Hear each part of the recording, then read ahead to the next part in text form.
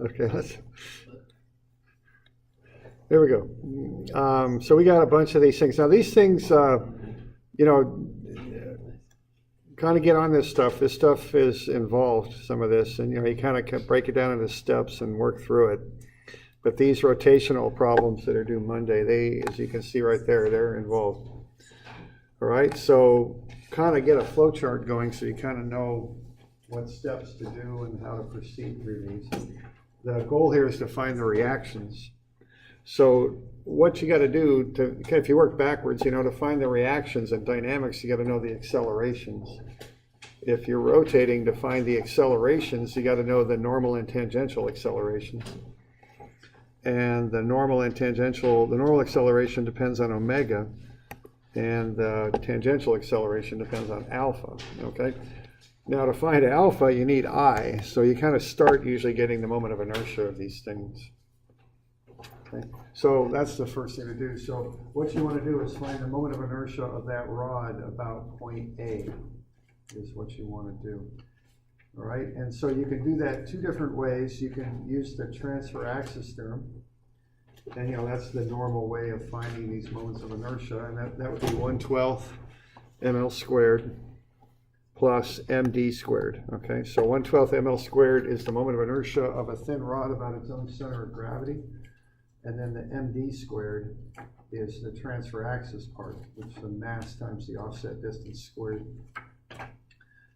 All right, so the mass you're given, the offset distance is would be from the center of gravity to point A. So that would be this distance right here for D, okay? And what that is, that's half the length of the rod, so that'd be 0.85 meters. All right, so that's one way to do that. Now the other way to do it is there's a special formula. If you look on the back of that blue formula sheet, you'll see the special formula for finding the moment of inertia of a rod about its own end. And I think that's pretty commonly used because in machinery you've got connecting rods and things like that. So I sub A would be about the point at the end of the rod. And that's just 1/3 ml squared. And it's just such a common thing to want to know. They create a special formula for it, so you don't have to use the transfer axis term. It's 1/3 ml squared. So you can do it either way. You'll get the same answer. It doesn't make any difference. So either way, you get the same answer. Okay. All right. I know I'm going to want reactions, so I want the weight. So mass times gravity is weight, 70.63 newtons. All right. So that's kind of the background information you need. Now, the goal here is to get to the acceleration of the center of gravity, and if it's rotating about A, that's going to be a normal acceleration and a tangential. So what you need to do is to find alpha, okay, because the tangential acceleration depends on what alpha is. So you're going to want a free body diagram of these things. So you're going to have the weight coming down like that, so that's 70.63 newtons. You've got this force up here, you don't want to forget that. And then you've got these two reactions. And then, of course, you got alpha and omega. I'm not going to put the accelerations on there, though, I don't think, because, well, maybe I'll do it just to have them on there. But they're like that. They're the two accelerations, okay? All right. So to get the moment, then, you're going to take the weight times the distance from A to the center of gravity, but then you multiply that by cosine 58. What you're getting when you do that is you're getting this horizontal offset distance right there, which is the moment arm for the weight. Okay, that's that. But then you also got to deal with the one on the top, that horizontal force. So you're going to want this distance right here, and that's 90 newtons times sine of 58 times the full length of the rod. So here we're using the full length of the rod because that load's on the top of the rod. And on the other one, we're using just half the length of the rod because we're going to the center of gravity. Okay?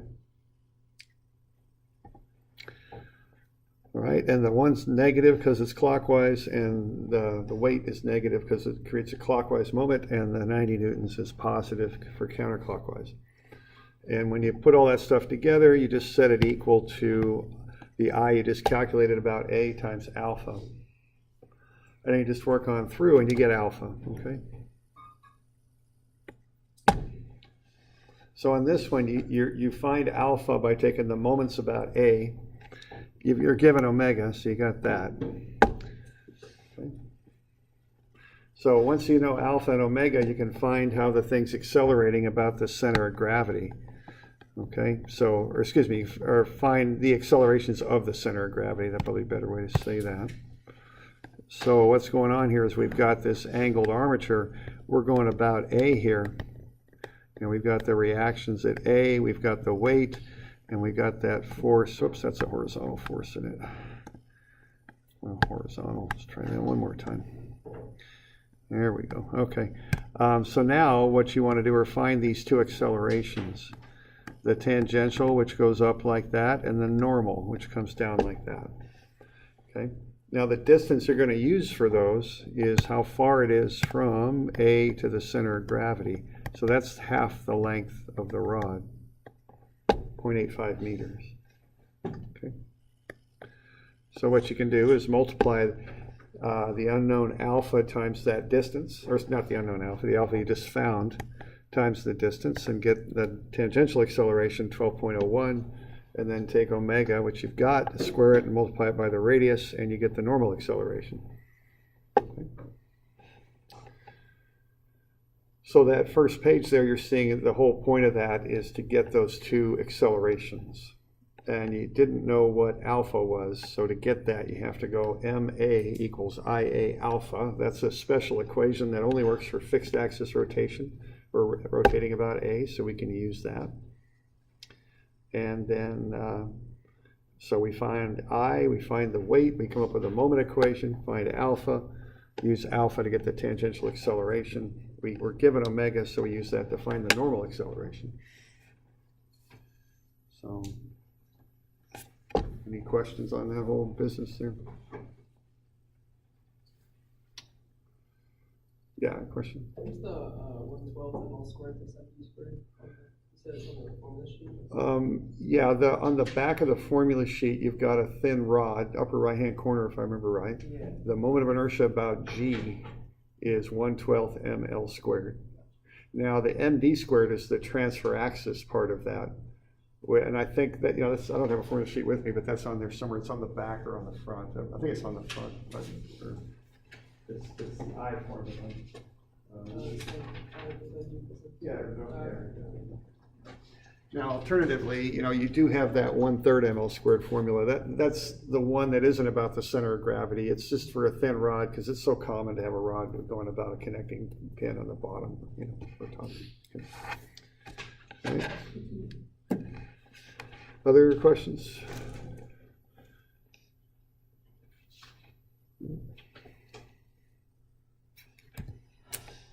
All right. Okay, now once you got that, you just do the sum of f equations, okay? So sum of fx is magx, and sum of fy is magy. And, I keep harping on all this, but what you want to do here is, draw up a sketch, get you a good free body diagram going. So what we got there, we've got the tangential acceleration and the normal, okay? And then we've got the reactions that we're finding, ray, rax, we've got the weight right there, and we've got this force. So there's the free body diagram. Now you can see those accelerations. The normal goes from G right in towards A, and then the tangential makes a right angle with the normal. Okay. So, you go with that. Then we can put in an axis like that, and we want these angles. We got opposite angles. The original angle is 58, so that's 58 also. Get 90 minus 58, and we'll get that one at 32. Okay, so there are the two angles, up left and down left for the accelerations. All the forces are squared up. They're either x or y. So on the left, 90 plus rax, okay, because the 90, now what I'm doing there, I can see that thing's accelerating around to the left, so I decided to call left positive on this. As I mentioned, I get a little loose with sign conventions. You can have them go whatever direction you want. You could put them all to the right too, that would be fine. I mean, as long as you're consistent, it's not a big deal. You do have to stay consistent though. So I went left positive. So I got, and the reason is the force is to the left and the accelerations are too. So that's why I did that. So 90 plus REX is, okay, the mass, 7.2 kilograms.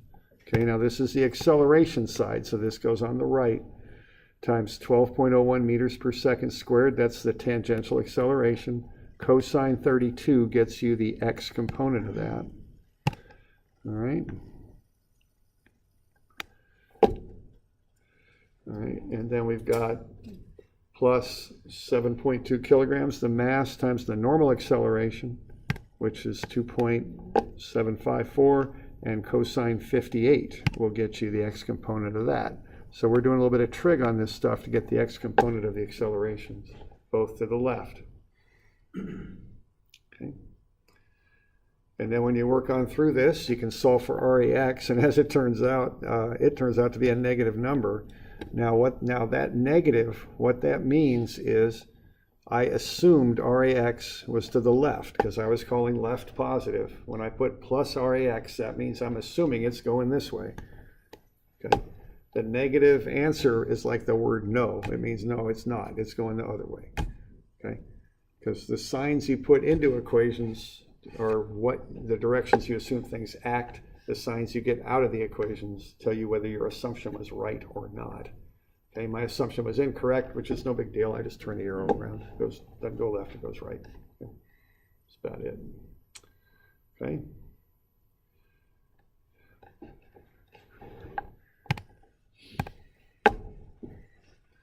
All right, and you do the same thing in the y. REY up. I'm calling up positive here, minus the weight. And I just do the same thing. Those are the statics type forces and weights on the left. Then on the right, I got the mass, the tangential acceleration, sine of 32 now. And what that's doing is that's getting me the upward component of the acceleration using trig there. That's up, so it's positive. And then I've got the mass times the normal acceleration times sine 58, that's minus because that normal acceleration goes down. So I'm doing the trig there to get those components, and I get REY as 99.6 newtons up. All right.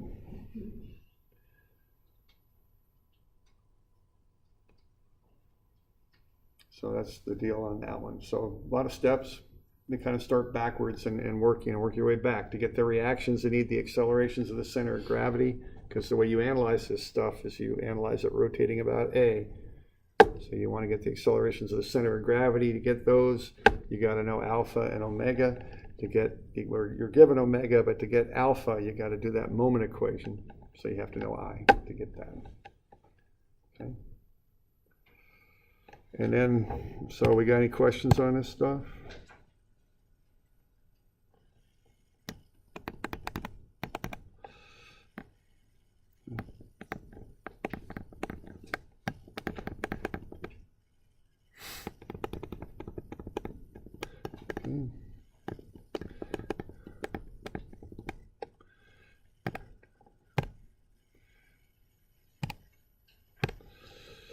All right, and then, I'll just, one more time here.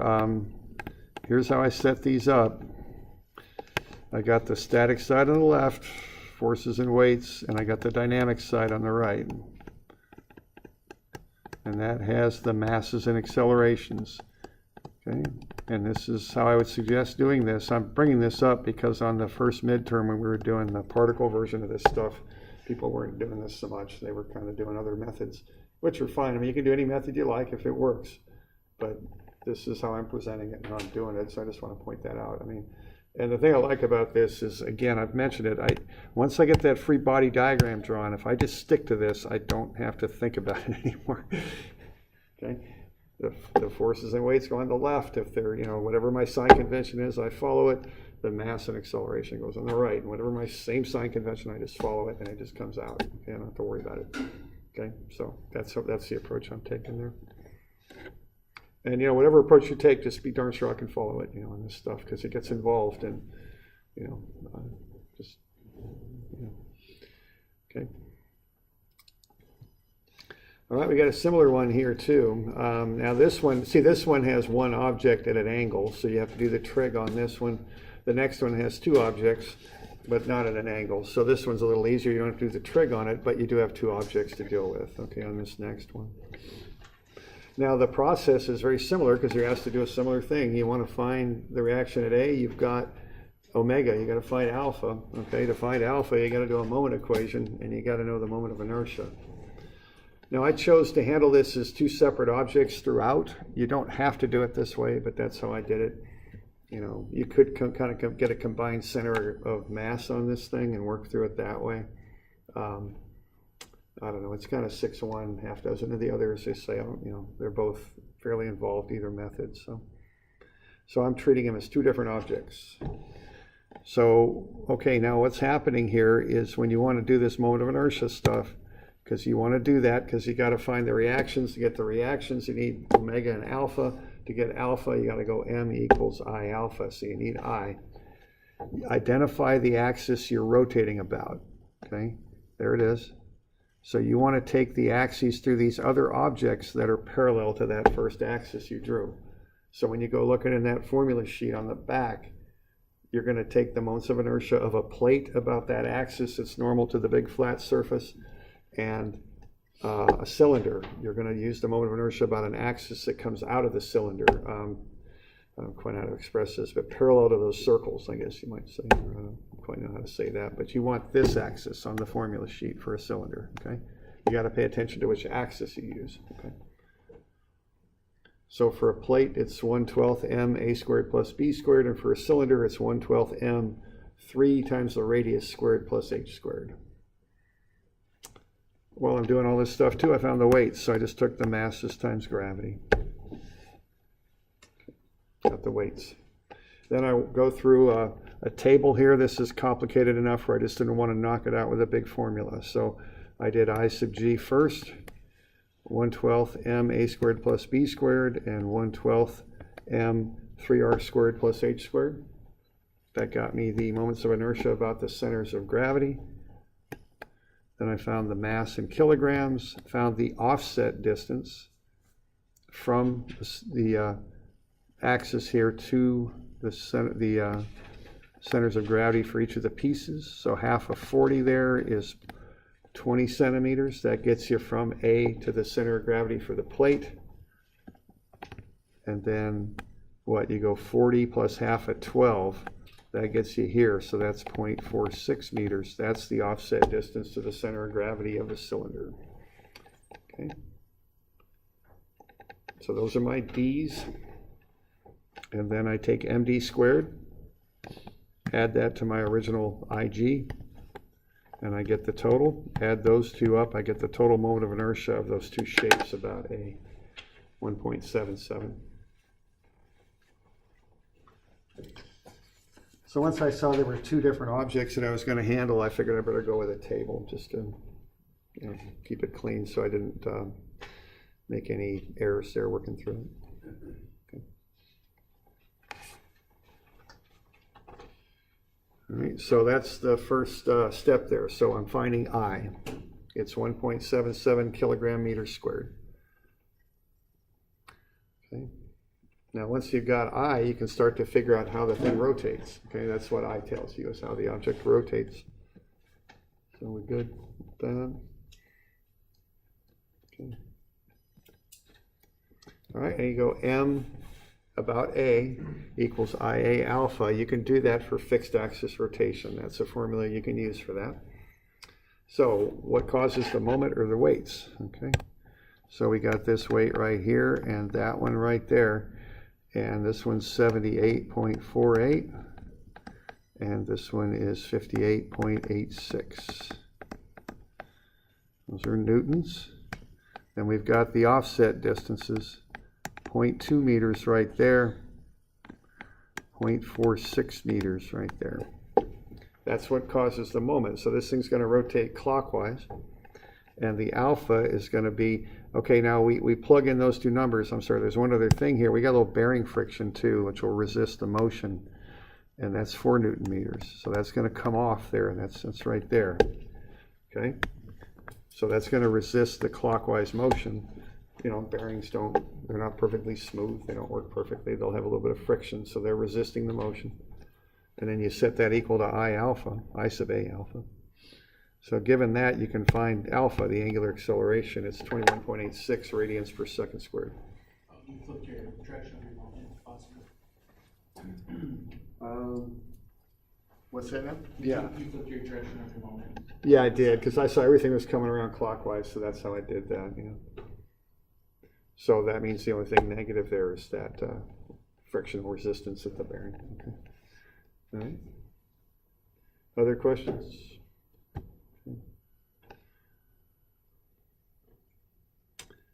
All right. All right, now, again, I just got a lot of stuff going on here, so I just figured I'm just kind of going with tables on this. So I know alpha and I know omega, so I decided to find the tangential and normal acceleration of both centers of gravity. Okay. So to find AT, I take alpha times R. So I'm doing one for the plate and I'm doing one for the cylinder. So for the plate, it's 0.2 meters, and for the cylinder, 0.46 meters. Okay. So alpha times 0.2, that gets me 4.37 for the plate, and for the cylinder, it's alpha times 0.46, it's 10.06. Then for the normal acceleration, it's omega squared r. So square omega and multiply it by those distances, 0.2 and 0.46, you get 1.458 and 3.353. So that's how those things are accelerating as the thing rotates about A.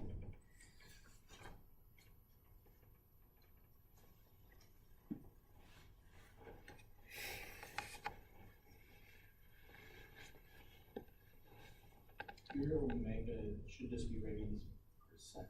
Yeah, you're right, I busted that. Thanks, because the square is on the outside. Yeah, so that's no good. So let's get rid of that square. So that, yeah, this should not be here. That should be gone. Just, yeah, the square is on the outside. Thanks.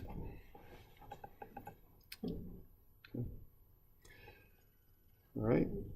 So now we got all that stuff figured up. We can get a little free body diagram going showing those accelerations, and then we can do the equilibrium equation, which is dynamic equilibrium. Okay.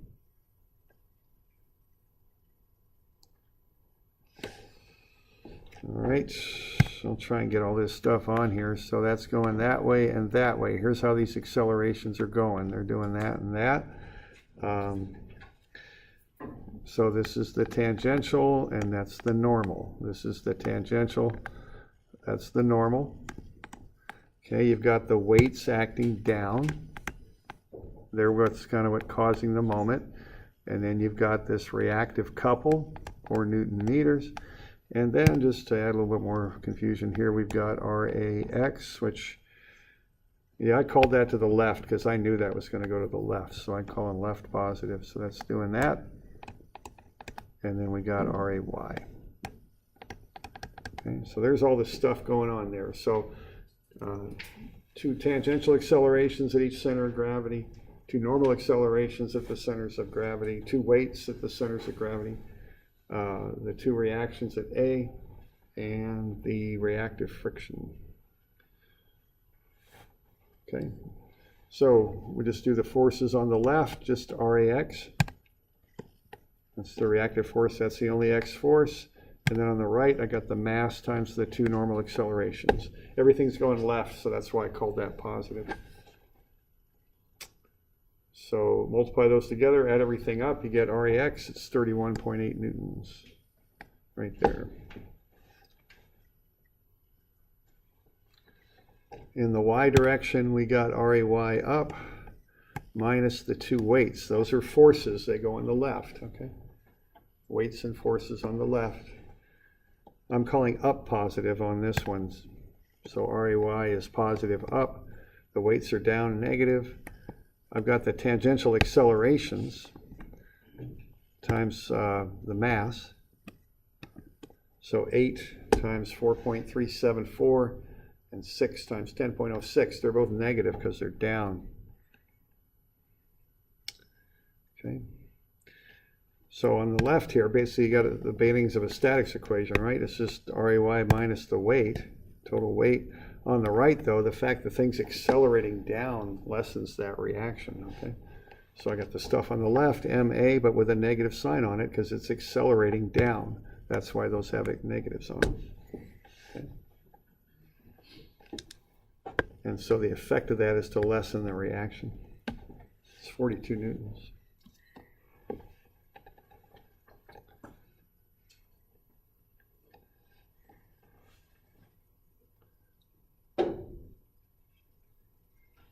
Doing all right with that? Okay. Same process as the one before. The first one involves some trig. One object with trig. This is two different objects without having to do the trig. Okay.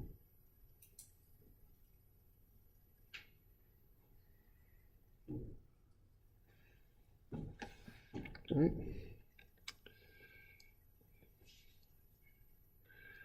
Okay, the last one's a little different. It involves a pulley that turns, and actually, I say the last one is the first one at 342.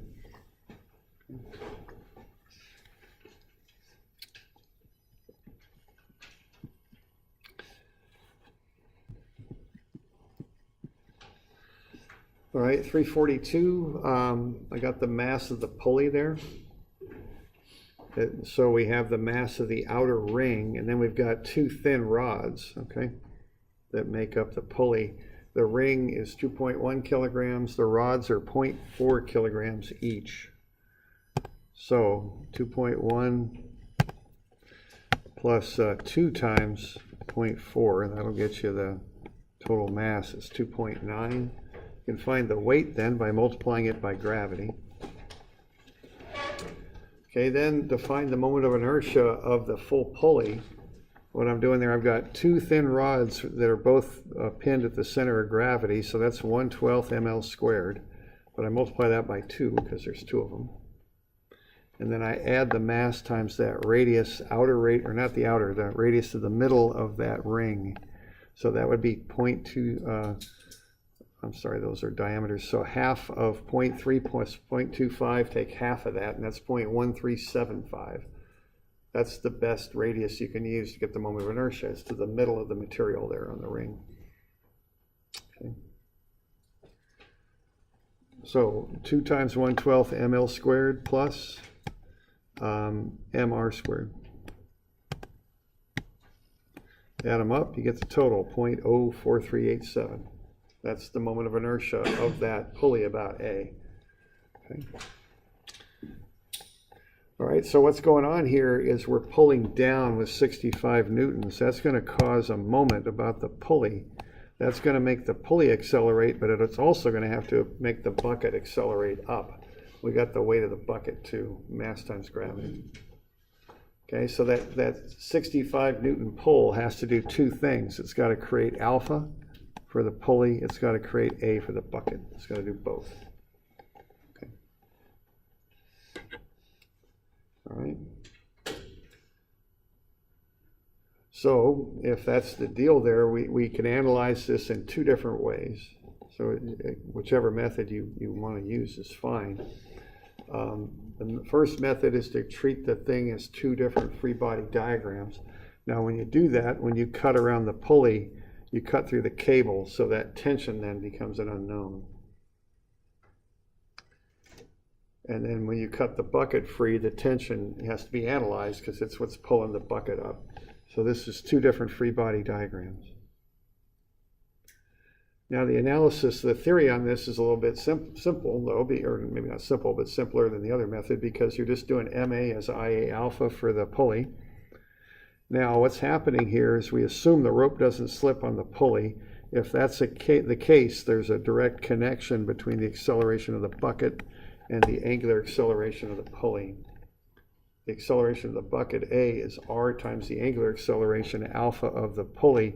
Now for R for the pulley, we're going to measure to the outside there.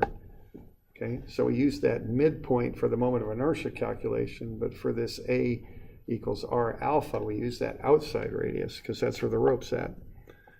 So that's half of 0.3, that's 0.15. Okay. So when you do your sum of MA as IA alpha, MA is the 65 newtons times the 0.15. We'll come around that way, we'll call that positive, okay? That's a statics type moment, so that goes on the left, that's a force, okay? But we gotta remember coming back the other way is 0.15, which is the radius, times the tension, which is an unknown.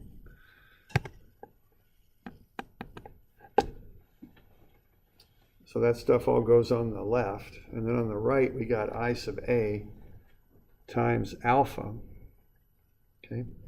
Now alpha, I really want to solve for A because I want to know what's going on with that bucket. So instead of using alpha there, I use A over R, A over 0.15.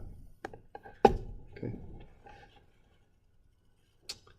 So I just worked through that and I got two unknowns. I solve it for the tension, is what I'm going to do here.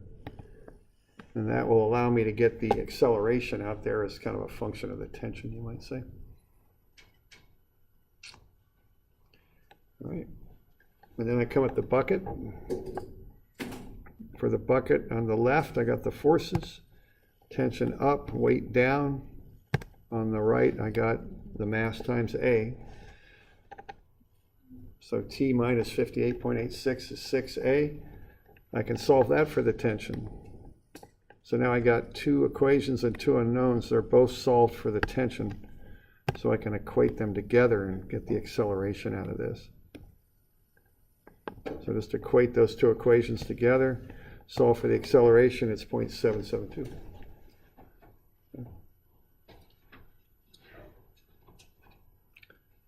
Doing all right with that? Any questions on that?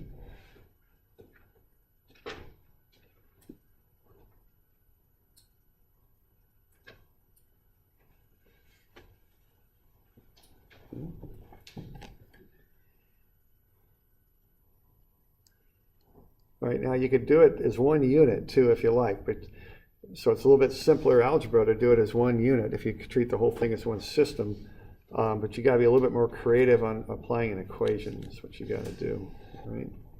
So if you want to treat it as one system, you're going to do sum of MA for the whole system, and that's going to be the 65 newtons times the 0.15, that's clockwise, so that's positive. That's a force and an offset, so that's on the left.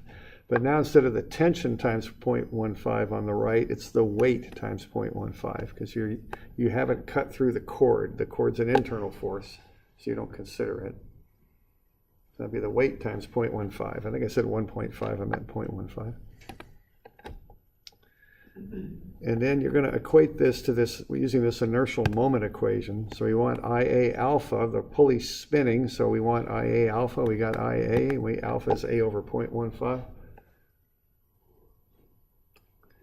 And then the bucket is handled with this equation. Now the deal is we're doing a rotational equation to relate everything together, so we can't just use MA for the bucket. We have to include a moment arm because it creates an inertial moment. And this has to be a moment so that it matches everything else here, see? That's why we're doing that approach. Okay. So we get 6, which is the mass, times A, times 0.15, which is the moment arm.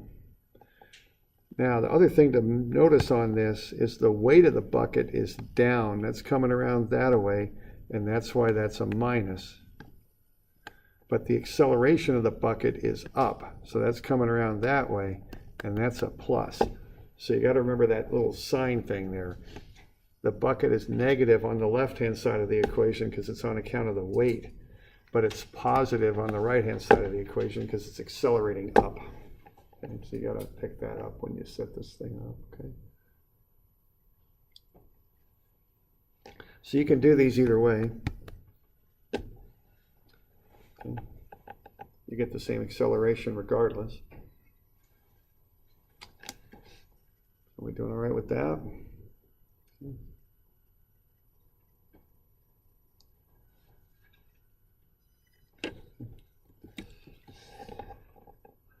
right, asked you how far it goes in 3.6 seconds, so you just do a kinematic equation there. S is S0 plus V0 t plus 1/2 AC t squared, assuming the acceleration is constant, goes up 5 meters. Also asked you to find the reaction. So on the left, we got all the forces. The forces are the reaction up, 2 weights down. So this is the weight of the pulley. Here's the weight of the bucket, plus the pull down too. The 65 newtons is a downward force. So that's all negative, all this stuff, okay? And then on the right, we've got the only thing that's accelerating is the bucket, 6 kilogram mass, 0.772 meters per second squared up. So what that does, needing to accelerate that bucket up, will get you a little bit extra reaction. It takes a little bit more force to do that. So the static side is just RAY minus 152.3, but the dynamic side is the 4.63 on the right. Okay.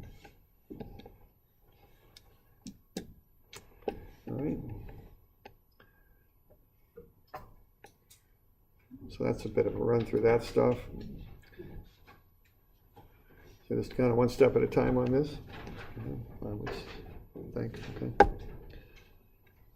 Any questions on that?